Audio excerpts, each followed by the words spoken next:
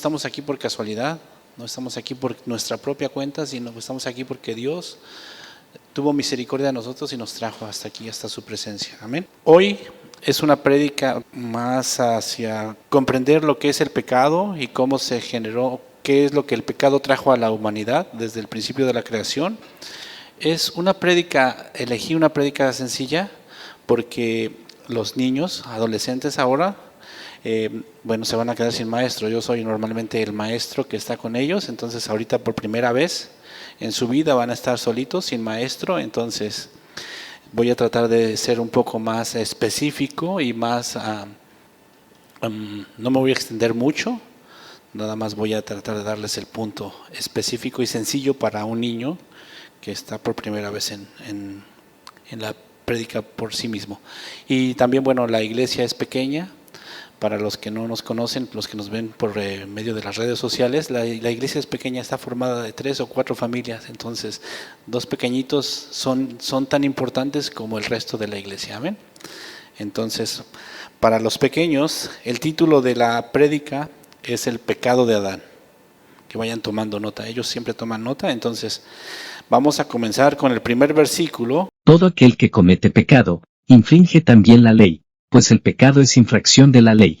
Primera de Juan 3:4. Yo quería dar una breve explicación de lo que es el pecado, y la Biblia describe el pecado como la falta a la ley de Dios y o una falta a lo que Dios nos pide hacer. Amén. Obviamente todos conocemos la historia de que el pecado se originó en el huerto del Edén.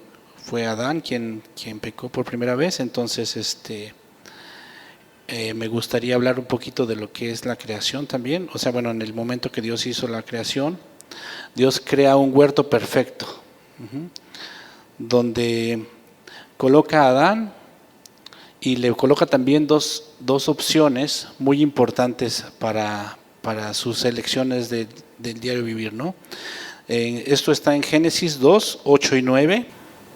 Y Jehová Dios plantó un huerto en Edén, al oriente, y puso allí al hombre que había formado. Y Jehová Dios hizo nacer de la tierra todo árbol delicioso a la vista y bueno para comer, también el árbol de la vida en medio del huerto, y el árbol de la ciencia del bien y del mal. Amén. Entonces, cuando Dios terminó su creación, hizo el cielo, la tierra, la luz, las estrellas, los animales, la expansión, todo, Dios concluye su creación con el hombre, ¿sí? Y no solo eso, le da un huerto que Dios mismo puso ahí para él. La Biblia lo describe que había ríos que cruzaban y que un rocío por la mañana lo regaba. Entonces, básicamente cubría sus necesidades, porque como seres humanos obviamente necesitamos comer, necesitamos sustento. Y en el huerto estaba eso, su sustento, todo árbol a la vista agradable, frutos deliciosos. Y también estaba lo que les comentaba, 2 opciones interesantes para él: el árbol de la vida y el árbol del bien y del mal. ¿Sí? Entonces aquí podemos tomar en cuenta que Dios le da, aparte de su sustento, le da la opción de elegir el árbol de la vida. Y en Génesis 2:16, y mandó Jehová Dios al hombre, diciendo: de todo árbol del huerto podrás comer, mas del árbol de la ciencia del bien y del mal no comerás, porque el día en que comieres ciertamente morirás. amén. Entonces estamos viendo que el primer mandamiento de Dios fue: no comerás del árbol del bien y del mal. Pero le dejó libertad para que pudiera comer de cualquier árbol. Y dice que los árboles eran deliciosos a la vista. Y también estaba el árbol de la vida. ¿Saben lo que es la vida? La vida eterna en Cristo Jesús. Entonces, ese era el mandamiento que Dios le había dado a Adán. Y ahí comenzamos un poquito a las bases de lo que es el huerto del Edén, que era lo que Adán tenía que hacer en este caso. Tenía que cuidar del huerto y obedecer ese mandamiento que Dios le había dado. Amén. Dios ve también la necesidad de que Adán estaba solo. Sí, yo mucho tiempo estuve soltero y en el principio me gustaba estar soltero, pero hay un momento en que la verdad Dios te dice, no es bueno que estés solo, no te hice para que estuvieras solo. Entonces Dios puso en mí una necesidad que yo no sentía, porque yo estaba feliz, pero después Dios me hizo saber que yo necesitaba una pareja. Y de la misma forma Dios vio que no era bueno que Adán estuviera solo. Eso era una necesidad que Adán tenía, pero no lo sabía. Entonces vamos a leer Génesis 2:18. Y dijo Jehová Dios, no es bueno que el hombre esté solo, le haré ayuda idónea para él. Amén. Al ver la soledad que Adán estaba pasando, decidió hacerle una compañera ideal. O sea, Adán no le dijo, Señor, necesito una mujer, ni siquiera sabía qué era, ¿verdad? No existían las mujeres. Pero Dios vio y por amor, no solo le dio del huerto que lo alimentara y que lo cubriera, sino que también cubrió una necesidad que Adán ni siquiera sabía que tenía. Amén. Le dio a su ayuda idónea. Y esto fue bien interesante porque le puso Dios a Adán una tarea. Le trajo a todos los animales, dice la Biblia, a todas las bestias del campo, a todos los aves que volaban en el cielo, y los formó, los puso frente a él y les dijo, a ver, ponles nombre a ellos. Aquí esto lo podemos ver en Génesis 2, 19 y 20. Jehová Dios formó, pues, de la tierra toda bestia del campo y toda ave de los cielos, y los trajo a Adán para que viese cómo las había de llamar. Y todo lo que Adán llamó a los animales vivientes, ese es su nombre. Así es, entonces la primera labor que Adán tuvo fue ponerle nombre a todos los animales y lo hizo. Él cumplió con la labor que Dios le dio, pero estando toda la creación, todos los animales de la creación frente a él, se dio cuenta, Adán mismo, que no había nadie como él. O sea, Dios le presenta esto para mostrarle a Adán, eres único, no hay nadie como tú. Y entonces Adán mismo se dio cuenta de esto y fue así como Dios dijo, voy a hacerle una ayuda idónea, una pareja que sea como él, que lo entienda, que pueda platicar con él, que pueda sentir como él siente, porque obviamente no es lo mismo el Homo sapiens, porque de los animalitos que hay, somos los más desarrollados. Entonces, no había animalito que tuviera la capacidad que tenía Adán. Y por eso es que Dios le muestra que él necesita una pareja ahí. En Génesis 2, 21 y 22, Dios muestra cómo hace el amor. Entonces Jehová Dios hizo caer del sueño profundo sobre Adán. Y mientras éste dormía, tomó una de sus costillas y cerró la carne en su lugar. Y de la costilla que Jehová Dios tomó del hombre, hizo una mujer y la trajo al hombre. Amén. Entonces ahí vemos cómo Dios, del mismo Adán, porque Adán fue formado de la tierra, pero Eva no fue formada de la tierra. Eva fue formada de una pieza específica de Adán. Dice la palabra de Dios que fue una costilla, abrió la carne, cerró la carne en su lugar, formó a la mujer y la presentó frente a Adán. ¿Correcto? Entonces, es bien importante porque a mí me gusta cómo se alegró Adán por su pareja. Lo podemos leer en el Génesis 2:23, por favor. Dijo entonces Adán, esto es ahora hueso de mis huesos y carne de mi carne. Esta será llamada varona, porque del varón fue tomada.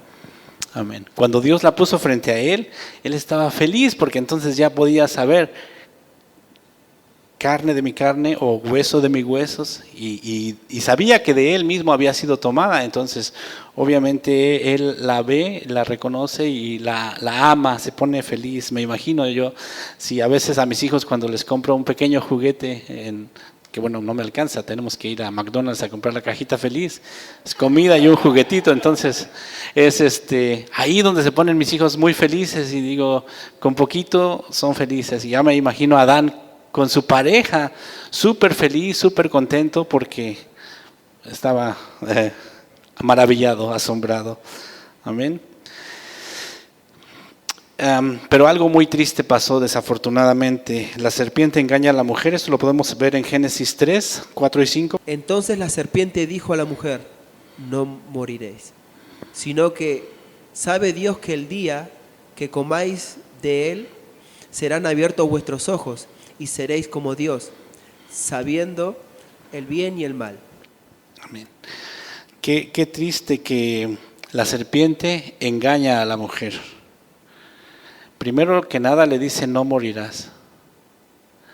Dios le dijo que no podían comer de ese fruto porque ciertamente morirán. Entonces la serpiente dice: no morirás. Y la mentira va más allá todavía, dice: sino que sabe Dios que vas a llegar, si comes de ese fruto vas a llegar a ser como Dios y conocer lo que es bueno y lo que es malo. ¿Sí?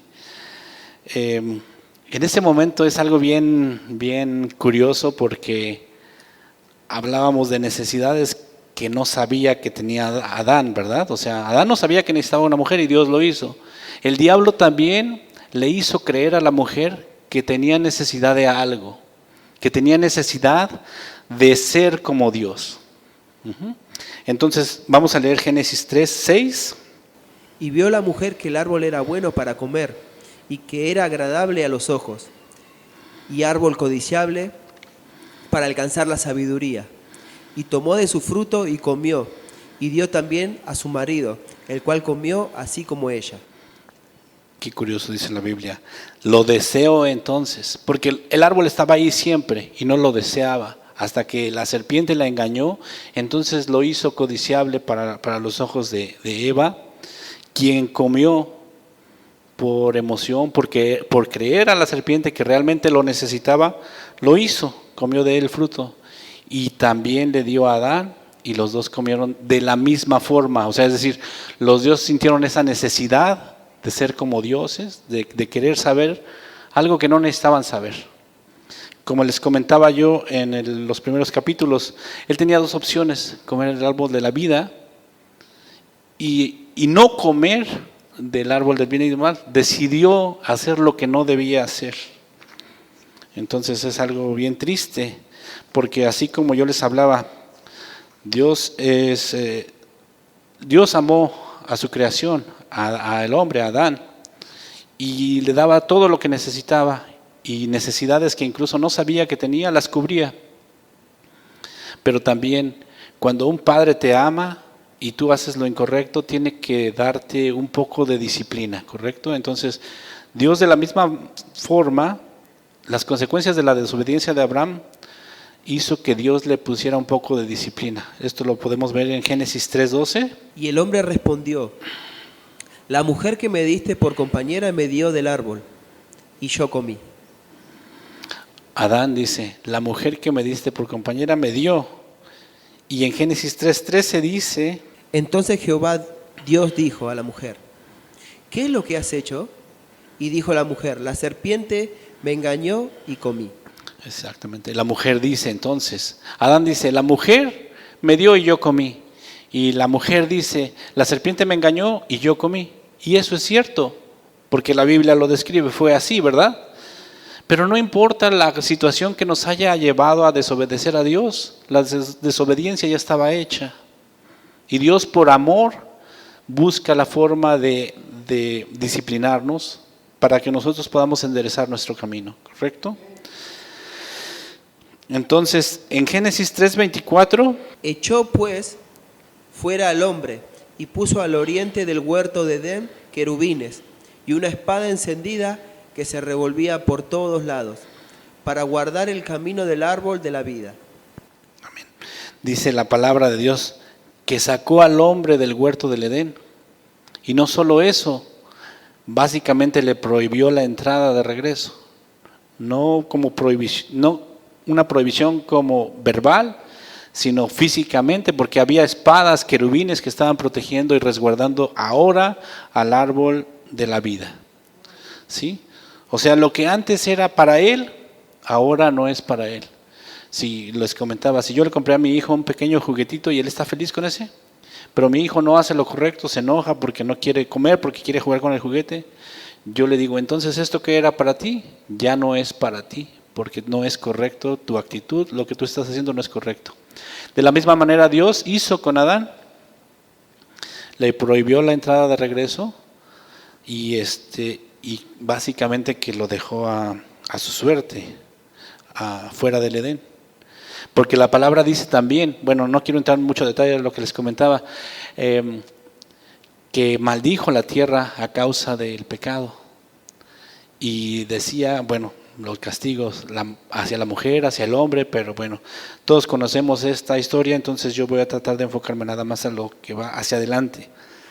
Cuando ya no había, en la mente de Adán, imagínense, es como si yo echara de mi casa a mi hijo. En mi casa tiene todo.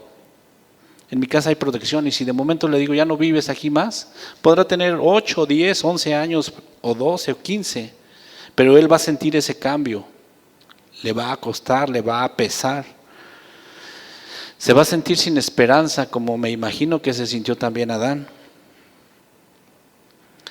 porque dice Romanos 5:12. Por tanto, como el pecado entró en el mundo por un hombre, y por el pecado la muerte, así la muerte pasó a todos los hombres, por cuanto todos pecaron. Amén. Entonces era lo que yo les comentaba. Dios le dice a Adán, si comieres de ese árbol ciertamente morirás. Y no murió físicamente, pero ¿qué dice la Biblia acerca del pecado? El pecado es muerte. Y no solo muerte para Adán, sino dice la Biblia que por un hombre, por Adán, somos ahora todos pecadores. Básicamente se hereda el pecado. Desde Adán, toda su descendencia empezó a heredar el pecado. Y hasta nuestros días, o sea, lo que les comentaba ahorita, somos afortunados al estar aquí, porque hay personas que están fuera y están con esa herencia y no se han podido quitar ese lastre de pecado que llevan en su vida. Amén. Entonces esto es algo que es triste, pero es así en la vida. Nacemos con pecado, heredamos el pecado. Pero Dios es bueno, Dios no nos deja, Dios nos ama en todo momento. Yo lo veo así como el inicio de la reconciliación, esto lo podemos leer en Juan. Pues la ley por medio de Moisés fue dada, pero la gracia y la verdad vinieron por medio de Jesucristo. Juan 1:17. La ley de Dios se da a los hombres, o sea, el periodo, digamos que de muerte para los hombres fue desde Adán hasta Moisés. Dice la Biblia que el corazón del hombre era de continuo al mal. Incluso por eso la inundación, porque el hombre solamente pensaba en el mal y la civilización se estaba dañando mucho. Entonces sucedió lo de Noé y después de esto, de esta nueva oportunidad, suceden más cosas todavía. Se vuelven esclavos en el pueblo de Egipto y Moisés los libera.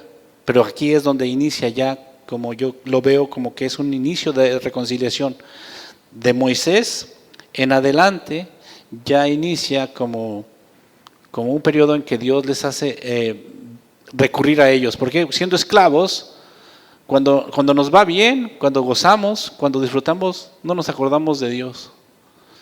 Pero cuando tenemos aflicción, de entonces sí, Señor, no puedo, ayúdame. Señor, dame, Señor, necesito. Señor, yo quiero. Señor, no me gusta lo que estoy viviendo. Señor, no puedo yo solo. Hay muchas formas de clamar a Dios, pero cuando estamos bien eso es difícil, ¿verdad? Entonces el pueblo cuando fue esclavo sintió esa necesidad de buscar a Dios, pero no antes del diluvio, no incluso después del diluvio, porque si hubiera sido así, no se hubieran ido como esclavos, no hubiera pasado todo lo que pasó, sino hasta que eso sucedió. Entonces Dios escucha su clamor y les envía a Moisés para que los libre de la esclavitud. Esto ya, esta libertad de la esclavitud, está simbolizando a Cristo, que es nuestro libertador del pecado, al cual somos esclavos. Entonces, podemos leer un poquito una referencia entre Adán y Cristo Jesús en Romanos 5:19. Porque así como por la desobediencia de un hombre los muchos fueron constituidos pecadores, así también por la obediencia de uno los muchos serán constituidos justos. Amén. Por la desobediencia de Adán, todos somos pecadores, porque así lo dice la Biblia. Pero por la obediencia de Jesucristo, los muchos seremos justificados. ¿Sí? Aquí ya no dice todos, ya dice los muchos seremos justificados. ¿Por qué? Porque no es para todos, es solamente para los que Dios tiene misericordia. Amén. Entonces, aquí podemos ver cómo la gracia y la verdad vienen por medio de Jesucristo. La gracia también es vida eterna. Podemos leer Romanos 5:21. Para que así como el pecado reinó para muerte, así también la gracia reine por la justicia para vida eterna, mediante Jesucristo, Señor nuestro. Amén. Era lo que les comentaba. Cuando el pecado reinaba, anterior a Egipto, reinaba para muerte, pero la gracia de Jesús reina para justicia y vida eterna en Cristo Jesús, si lo hacemos nuestro Señor. Eso es bien importante. Aquí dice Señor nuestro, es decir, si yo digo que creo, pues eso no significa nada. Si lo hago Señor de mi vida, entonces sí estoy en la gracia, sí estoy bajo la cobertura de Dios. Pero muchas de las veces solamente creemos, decimos, sí, yo creo en Dios, pero ¿te congregas? No. ¿Te deleitas en el pecado? A veces. ¿Haces lo correcto? Bueno, porque la Biblia dice que incluso si dejamos de hacer las cosas, o sea, hay pecados de omisión. Si sabemos hacer lo bueno y no lo hacemos, nos cuenta como pecado. A veces vemos a algún compañero de trabajo, porque me ha pasado, con necesidad de Dios, y no hago lo correcto al decir, hermano, Dios te busca, Dios te ama, tú necesitas a Cristo. Entonces, esas cositas que vamos dejando también nos pueden estar definiendo si realmente sabemos que hay un Dios o si lo hacemos nuestro Señor. Amén. Entonces, es fuerte, pero es así. La palabra de Dios siempre es concisa, es consistente. ¿De qué forma hay vida eterna en Cristo Jesús? Esto lo podemos ver en Juan 3:16. Porque de tal manera amó Dios al mundo, que ha dado a su Hijo unigénito, para que todo aquel que en Él cree no se pierda, mas tenga vida eterna. Amén. Amén. Aquí ya estamos viendo cómo de la muerte del pecado, Dios nos está dando una esperanza de vida eterna. ¿Por qué? Por amor. Dice la palabra, por tanto Dios amó al mundo, por todo lo que Dios amó al mundo, por esa razón envió a su Hijo, para que todo aquel que en Él crea no se pierda, mas tenga vida eterna. Esto es bien importante, esto es la base de la prédica de hoy, porque era lo que yo le decía al hermano. ¿Cómo será el nombre de la prédica? ¿El pecado de Adán o la salvación de Cristo? Porque el pecado marcó un inicio de una era, pero la salvación de Cristo marca el inicio de una era aún más poderosa, una era que prevalece, una era que venció al pecado. Entonces, aquí hay vida eterna. Para los que estamos muertos en delitos y pecados, Dios nos ofrece la salida, la vida eterna, la reconciliación. Si estuviéramos en el tiempo de Adán, lo que se perdió con Adán cuando comió el fruto, muerte. Bueno, en este momento ya Dios nos reconcilia con la vida eterna en Cristo Jesús, si creemos. Hechos, eso lo dice en Hechos 16:31. Ellos dijeron, cree en el Señor Jesucristo y serás salvo, tú y tu casa.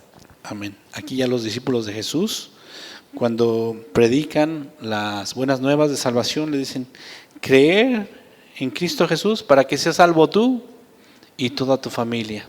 Así como por medio de Adán y sus generaciones heredaron el pecado, de la misma manera creer en Jesús hace que nosotros y nuestras familias sean salvas. ¿Y de qué manera es? Si yo realmente creo en el Señor, yo voy a conducirme, yo lo voy a hacer el Señor de mi vida. Si yo realmente creo en Jesús, en Dios, en el sacrificio que hizo en la cruz, voy a dar una vida diferente a la que le di a mis hijos antes de conocer a Jesús. Mis hijos, mi esposa, dice la Biblia que por mi testimonio pueden alcanzar misericordia. Entonces, si soy realmente un hijo de Dios, mi familia, mis hijos también son salvos. Amén. Qué bonitas palabras, porque bueno, les comentaba, parecía que ya no había esperanza. Es como si yo les comentaba, si yo echara a mi hijo de mi casa. Pero el hecho de que eso suceda, porque muchos padres supongo que sí lo han hecho en alguna ocasión, tal vez no a un hijo de 8 años, pero a algún hijo de 18, 20 años, que les digan, ¿sabes qué? Esta es mi casa, así que si sigues con esa actitud, tienes que buscar otra forma de sobrevivir, porque en mi casa no puedes estar. El hecho de que eso suceda no significa que tu padre te deje de querer, o que deje de ser tu padre, o que deje de preocuparse por ti. Significa solamente que Él está tratando de que tú veas cómo funcionaba su amor para ti y cuánto lo necesitas realmente. ¿Sí? Yo cuando estuve, cuando yo no conocía de Dios, yo hice mucho mal. Yo vivía una vida horrible, seguía todos los pecados que se presentaran, y es fácil pecar porque el enemigo reina en el mundo, y lo que se veía difícil para unos era fácil para mí porque era pecado. En mi país es fácil robar, es fácil ser un ladrón, por ejemplo, o sea, un ladrón mentiroso, adúltero, ¿sí? Sí, un bígamo adúltero, es fácil ser así en mi país. Dar falsos testimonios, o sea, acusar a personas que no eran, todas esas cosas yo las viví, yo hice daño a muchas personas por mi actitud. Cuando yo me sentía a gusto en esa situación, yo seguía haciéndolo día con día. Pero cuando Dios me mostró realmente para qué me hizo, cuánto lo necesitaba, era lo que yo les decía. Si disciplinamos a un hijo es para que él se dé cuenta cuánto lo amamos y cuánto lo queremos. Si lo dejamos que se enfrente a la vida, en algún momento él va a decir, ¿cuánta razón tenía mi padre? Entonces, en ese momento, como sucedió en mí, también yo sentí, ¿cuánta razón tiene Dios? Esta vida vacía, hueca que llevo, que destruye a otras personas, no me llena. Y no solo destruye a otras personas, sino que me estaba destruyendo a mí también. Me hizo doblar mis rodillas y decirle, Señor, perdóname. No me siento bien con esta vida. No me gusta esta vida. Esta vida me destruye. Y me avergüenzo delante de tus ojos por todo el mal que he hecho. Y yo le pedí a Dios que tuviera misericordia de mí. Y Dios lo hizo. Dios tuvo misericordia, porque yo no la merecía. Si me preguntan ahora, aún que entiendo la gracia de Dios y el amor de Dios, de verdad que aún ahora yo digo, yo no merezco su amor. Yo no merezco su misericordia. ¿Por qué? Porque al igual todavía estoy luchando con el pecado. Ya no me deleito con el pecado, pero aún sigo pecando. No me gusta, pero tengo que reconocerlo. Aún sigo dando mal ejemplo a mis hijos, o maltrato a mi esposa o a mis hijos. Y eso es horrible porque, es decir, si Dios realmente entró a mi vida, si Dios realmente es mi Señor, ¿cómo puedo vivir de esa manera? Dios a veces por medio del Espíritu Santo me dice, ¿realmente quieres seguirme? ¿Realmente quieres ser mi hijo? Esta actitud no está permitida. Y el enemigo, tengan cuidado, el enemigo a veces me dice, sí, yo no merezco su amor, yo no merezco su gracia. Tal vez yo ni siquiera soy nacido de nuevo. ¿Qué estoy haciendo en la iglesia? Haciéndome tonto. El enemigo está tratando de meterme una idea injusta, incorrecta, que no es la idea del amor de Dios y su misericordia. Nosotros debemos, cuando eso sucede en mi vida, yo a veces lo expreso, se lo he expresado a mis hermanos, pero he caído en cuenta que tengo que regresar a los pies de Cristo. Tengo que regresar a buscar, a escudriñar su palabra, a buscarle en oración para decirle: Señor, perdóname, Señor, ayúdame, fortaléceme porque te necesito. Porque si yo digo, en un momento yo pensaba: Señor, ya no importa si yo no me salvo, pero salva a mi familia, porque me sentía tan mal. Pero Dios me dice: no, a mí me importa que tú te salves y que tu familia se salve cuando yo me glorifique en tu vida. Amén. Que se glorifique Dios en mi vida para que mi familia pueda ser salva. Yo, como decía la hermana, sería solamente el instrumento. La salvación y la gracia y la gloria es de Dios. Pero eso es lo que yo debo hacer. No decir: Señor, ya condéname al infierno, pero salva a mi familia. No, Dios no quiere eso. Dios me respondió: te quiero salvar a ti para que tú seas la herramienta para salvar a tu esposa y a tus hijas, a tus hijos. Entonces, eso es lo que nosotros debemos creer. No debemos de hacerle caso al enemigo, porque el enemigo está buscando dónde anidar, en nuestra mente, en el mundo, en el consejo del mundo. Pero si quieres saber qué es lo que quiere Dios, hay que buscar de la palabra de Dios. Hay que reconocer, hay que ver cuánto Dios nos ha amado desde el principio de la creación. Y es ahí donde me gusta. La gracia es un regalo de Dios que nosotros no merecemos. No es por lo que nosotros podamos hacer o lo que nosotros merecemos, no. Esto lo podemos ver en Efesios 2, 8 y 9. Porque por gracia sois salvos, por medio de la fe. Y esto no de vosotros, pues es don de Dios. No por obras, para que nadie se gloríe. Por la gracia de Dios somos salvos, por medio de la fe. Y la fe es un don de Dios. La Biblia dice que Dios nos ha dado a todos y cada uno una medida de fe diferente.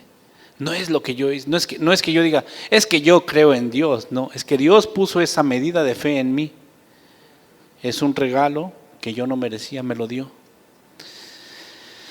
Y no es las obras, o sea, ya que yo creo en Dios, no es que yo vengo a la iglesia o que yo soy un buen hombre con mi esposa o que yo no robo y yo no peco. No, no es por mis obras.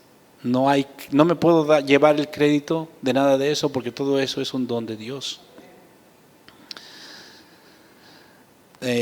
Yo creo que su gracia también nos guía. Esto lo podemos ver en Tito 2, 11 y 12. Porque la gracia de Dios se ha manifestado para salvación a todos los hombres, enseñándonos que, renunciando a la impiedad y a los deseos mundanos, vivamos en este siglo, sobria, justa y piadosamente. Amén. La gracia es para salvación de todos. La gracia nos enseña a renunciar, a mantenernos alejados de este mundo, a vivir sabia, justa y piadosamente. Ahora yo les pregunto, ¿podemos sin Cristo, sin la guía de Dios, realmente poder renunciar al mundo? ¿Vivir justa, sabia y piadosamente? No, ¿verdad que no? La Biblia dice que todo lo bueno viene de Dios. O sea, los buenos pensamientos, las cochinadas, las cosas malas que están en mi mente, los pensamientos sucios, esos son míos. Las cosas buenas son iluminación de Dios. No hay nada bueno en mí. Y por eso es que yo les digo, me avergüenzo, porque yo reconozco, no merezco su gloria, pero gracias a Dios, porque Él se fijó en mí. Gracias a Dios porque se fijó en ti, mi hermano, porque se fijó en ti. Porque hoy estás aquí no por una casualidad, estás aquí porque Dios te trajo para que escucharas su palabra, para que tú vieras cuánto lo necesitas. Amén. Ahora, muchas personas en el mundo a veces nos ven nuestra fe y se pueden reír, pueden decir, hace 2000 años que Jesucristo prometió regresar, ¿y dónde está tu Jesús? Se pueden burlar de nosotros, ¿sí? Pero no se dan cuenta que hasta eso es el amor de Dios. Dice la palabra de Dios que el amor del Señor es paciente. Lo podemos ver en 2 de Pedro 3:9. El Señor no tardará su promesa, según algunos la tienen por tardanza, sino que es paciente para con nosotros, no queriendo que ninguno perezca, sino que todos procedan al arrepentimiento. Amén. Aún de esas personas que se burlan, por eso se está retrasando Él en regresar de nuevo, para que todos procedan, para que esa persona que se burla algún día pueda sentir la necesidad que tiene de Dios y decir: Señor, perdóname, Señor, ayúdame, Señor, mi Dios, te reconozco en mi vida para que tú la gobiernes. Amén. Entonces, eso es ahí donde hasta por amor Dios permite que pasen todas estas cosas. Dice la palabra que para que todos lleguemos al arrepentimiento. Sabemos que no todo el mundo va a poder llegar al arrepentimiento, pero Dios es paciente y le está dando la oportunidad a todo el mundo. O sea, no dice para que algunos, no dice para que todos lleguemos al arrepentimiento. Y cuando digo esto, es un arrepentimiento genuino. Es decir, no es repetir una oración y decir ya soy nacido de nuevo, no. Es humillarse. Dice la palabra de Dios que a un corazón contrito y humillado no rechaza. ¿Cómo es? Yo a veces decía: Señor, ¿cómo puedo doblegar mi corazón? Es difícil porque a veces el corazón dice la Biblia que nuestro corazón es de piedra y no siente. A mí me enseñaron como niño en México, a veces se comete un error en la educación, pero nos enseñaron a no sentir dolor. Los hombres no lloramos, los hombres no sentimos, los hombres somos machos. Y de verdad a veces pasa que no puedo sentir el dolor de mi esposa, que no puedo sentir el dolor de mi hermano. ¿Y cómo puede ser eso posible? Cuando Dios siente nuestros dolores y nuestro corazón, y Él nos llama a ser como Él. ¿Cómo puede ser eso posible? Pues porque nuestro corazón es engañoso, nuestro corazón es mañoso, quiere engañar, quiere tergiversar las cosas que no deben de ser. Pero Dios nos ha dado una guía, su gracia nos ayuda, su Espíritu Santo nos va guiando también para que nosotros podamos saber qué es lo correcto y lo incorrecto. Su palabra también dice la palabra de Dios: lámpara es a mis pies tu palabra y lumbrera en mi camino. Yo alguna vez lo mencioné. En México yo había veces como chofer, tenía que circular caminos en la madrugada. La oscuridad, pues obviamente en zona rural, completa oscuridad, ni la luna se atrevía a salir. Y yo manejando, en México las carreteras no son bonitas como aquí, que 2 carriles y todos respetan su límite, no. En México es un caminito de terracería para los dos, el que va y que viene. Y si no hay malla de contención, hay un voladero de 300 metros hacia abajo. Y al final de cuentas tienes que manejar, porque todo el mundo maneja rápido. Aquí el límite es de 50 en la ciudad y 100 en autopistas. En México no falta el loco que hasta en una terracería, y yo era uno de ellos también, me iba a 120 kilómetros por hora. Entonces, y en un camino así sinuoso y con barrancos. Pero en ocasiones hasta yo mismo tenía miedo de esos caminos, porque las luces que yo tenía no eran suficientes solamente para alumbrar unos cuantos metros hacia adelante. Pero si yo iba a una velocidad excesiva, ya no podía ver la curva. Entonces qué bonito es que dice la palabra de Dios: lámpara es a mis pies tu palabra, como esas luces que van al frente, pero lumbrera en mi camino. Lo que hay aquí en Nueva Zelanda, cuando vas manejando, las autopistas están claritas. Yo veo cuando vengo de Kayapoi hacia Christchurch, hasta los puentes de colores se ven y todo. Qué bonito, porque ya sabes hacia dónde vas por un camino seguro. Así es la palabra de Dios. Te ilumina al frente y te va guiando hacia dónde vas a llegar. Esto si la sigues, esto sí es un arrepentimiento genuino. ¿Cómo podemos hacer? Doblegándonos. Les decía, es difícil a veces nuestro corazón. ¿Cómo voy a doblegarme? Aunque yo ore, aunque yo diga: Señor, perdóname, mi corazón está recio todavía. Pero ¿saben qué me contestó mi Dios? Me dijo: híncate, intenta hincarte. A lo mejor tu corazón sigue soberbio, pero tú ya diste el primer paso. Entonces, si tú realmente buscas del Señor y reconoces que lo necesitas, yo me postro al Señor y le digo, Señor, perdóname. Y entonces Dios hace la obra y mi corazón ya no puede estar así de altivo. Porque les decía, yo siento como macho, que me educaron macho mexicano, no sentir dolor, no sentir nada. Pero eso no es lo que quiere mi Dios. Eso es lo que quiere el diablo, el mundo, el enemigo.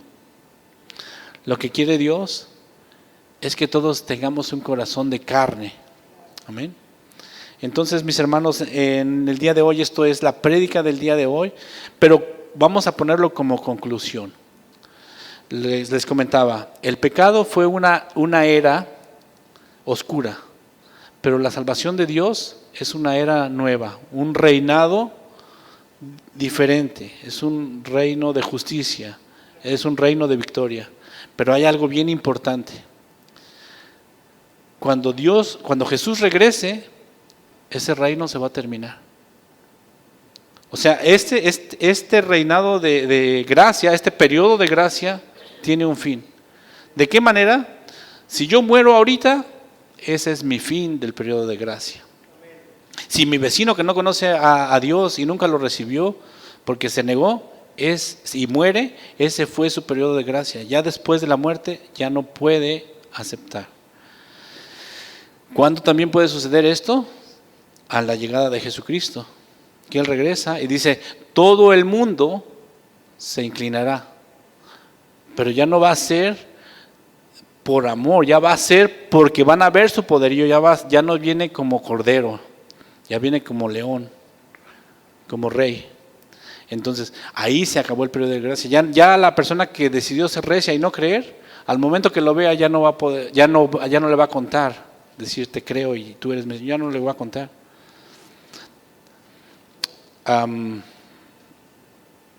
Si sucede el rapto y no nos toca ir, ahí se acaba nuestro periodo de gracia, porque después de esto ya será, ahora sí, por tus obras.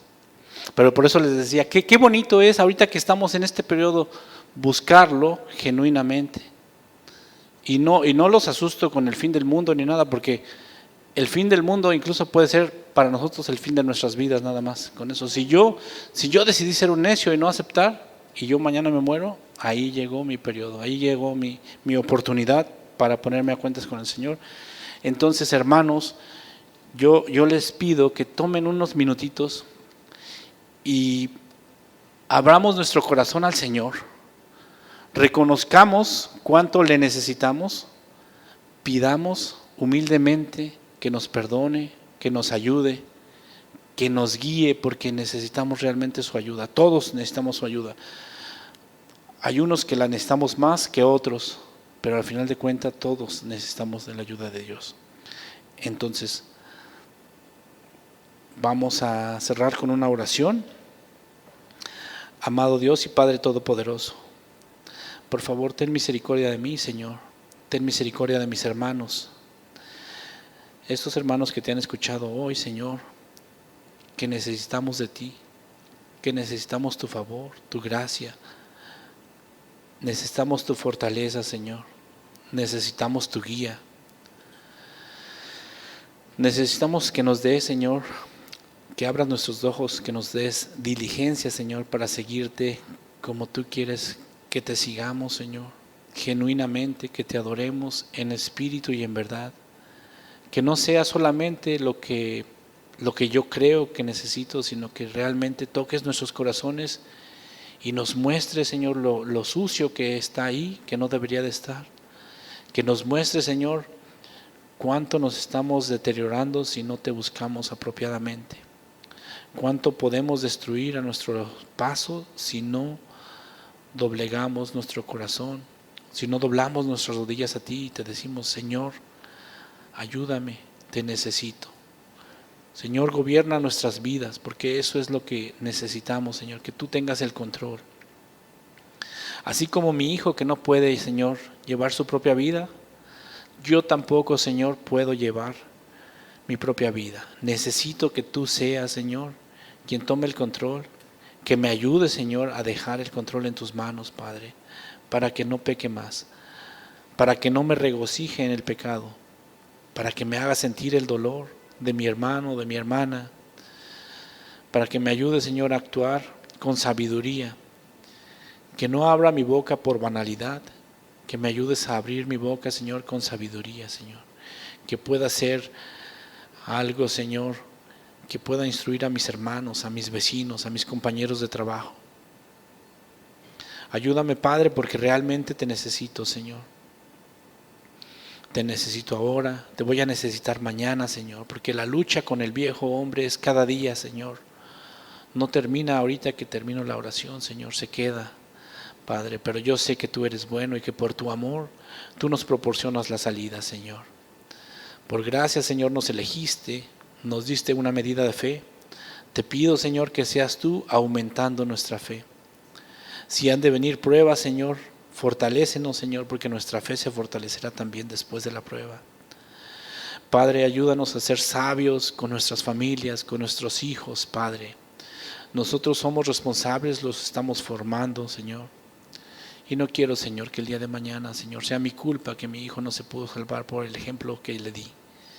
Padre Santo, ayúdame, Señor, a ser un mejor padre, a ser un mejor esposo, a ser un mejor hijo tuyo, Señor. Porque si es así, Señor, yo sé que mis hijos van a ser salvos también, Señor. Eso me lo dijiste tú, Señor, eso es una promesa que tú das por amor. Ayúdame a creer genuinamente, Señor. Ayúdame porque te necesito, Señor, y no permitas que el enemigo nos engañe, Señor. No permitas, Señor, que el enemigo quiera ganar terreno donde él ya está vencido, Señor. Tu palabra dice que Jesús venció en la cruz la muerte y el pecado. Nos ha sacado, Señor, de la muerte, de la esclavitud del pecado, Señor, a ser siervos de justicia, Padre Santo. Y eso es lo que quiero, Señor, que hoy nos ayudes, Señor, nos fortalezcas para ser tus siervos en la justicia, Señor. Glorifícate, Señor, en nuestras vidas. Te necesitamos, Señor. Te necesitamos mucho, algunos en gran, algunos en menor manera, Señor, pero todos te necesitamos, Padre. Te doy gracias, Señor, por este día, porque tú estás aquí, Señor, porque lo dice tu palabra, Señor, es una promesa. Donde 2 o 3 personas en tu nombre están, tú estás aquí en medio de nosotros, Señor. Y gracias, Señor, por esa dicha, gracias, Señor, por ese honor que nos has concedido de estar aquí ante tu presencia, Señor. Pero permite, Señor, que nuestro corazón sea suave, Señor, sea acepto, Señor, a tu palabra. Sea acepto ante tus ojos, Señor. Que tu palabra quede en nuestro corazón, Señor, y que no sea solamente que entró por un oído y se vaya por el otro, Señor, sino que penetre en nuestro corazón y se quede, Señor. Que haya un cambio realmente en nuestras vidas, Señor. Que no permitas que nos enfriemos de nueva cuenta, Señor, porque el enemigo eso está buscando, Señor. Hay 1000 formas que el enemigo nos entretiene, Señor. Hoy en día ya no solamente es la mentira, Señor. Hay tanta distracción en las redes sociales, Señor, en la televisión. Padre Santo, a veces parecemos incluso robots solamente mirando una pantalla, Señor. Y eso es lo que necesitamos, Señor, que nos ayudes a salir de ese mal hábito que hemos estado permitiendo, donde el enemigo gana terreno, Señor, pero un terreno que no le corresponde, Señor, porque la victoria es tuya. Señor, ayúdanos, Señor, a ser genuinamente, Señor, a seguirte genuinamente, a amarte genuinamente, Señor, a reconocer nuestros pecados genuinamente. Padre Santo, te lo pedimos en el nombre de tu amado Hijo Jesús, que es nuestro Señor, nuestro Salvador. Gracias, Padre. Amén.